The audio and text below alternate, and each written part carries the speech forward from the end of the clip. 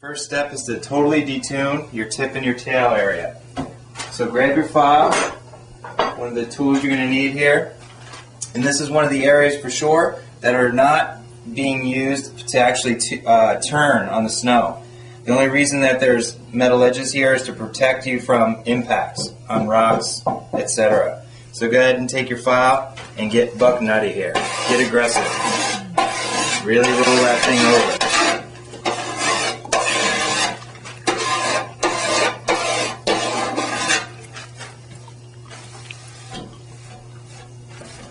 So that's the tip.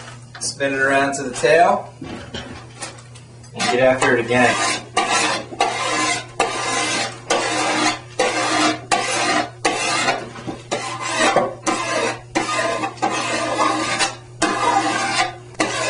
Next step. In between your tip and tail is the place that we call the effective edge. When it comes from the factory, usually it's very, very, very sharp.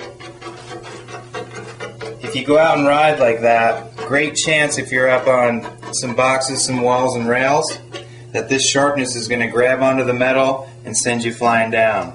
So we really have to adjust the angle of your metal edge. We're going to adjust the bevel. We're going to back it away from the snow about 2 or 3 degrees. The way you're going to do that is either with a file holder. This is a file guide that's designed with a specific degree in mind. This gets slid in,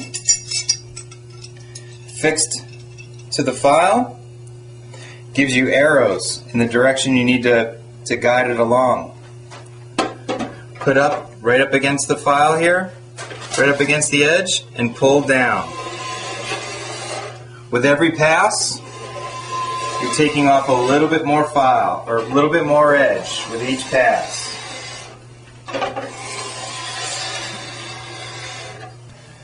So again, that is base beveling. What we're doing is taking the effective edge and we're backing it away from the snow, so it's a lot more forgiving and you're much less likely to be catching your edges on the rails. If you don't have a nice file guide like this, the old school way, take it out as long as you have your file. No worries, Batman. We're going to take some tape. This is electrical tape. You can also use duct tape, scotch tape, whatever it is, and wrap it around with electrical tape. I do about 5 to 6 passes and snap it off, and I go ahead and roll it over. The thing that's going on here is you're taking what a normal flat file is, and the tape is actually getting it raised off the base. This is creating your base bevel just like this tool was. So if you have this, awesome. You're going to have a much cleaner, much more accurate edge. But if you don't have that, no worries. Use your Sharpie marker again. Get it on the base. Wrap your file with tape, pretty cool. And go ahead and get to work.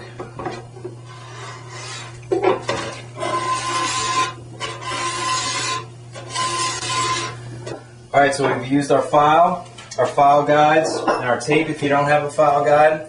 We've angled you back a little bit, beveled you back so that you're not going to go catching your edges on any rails.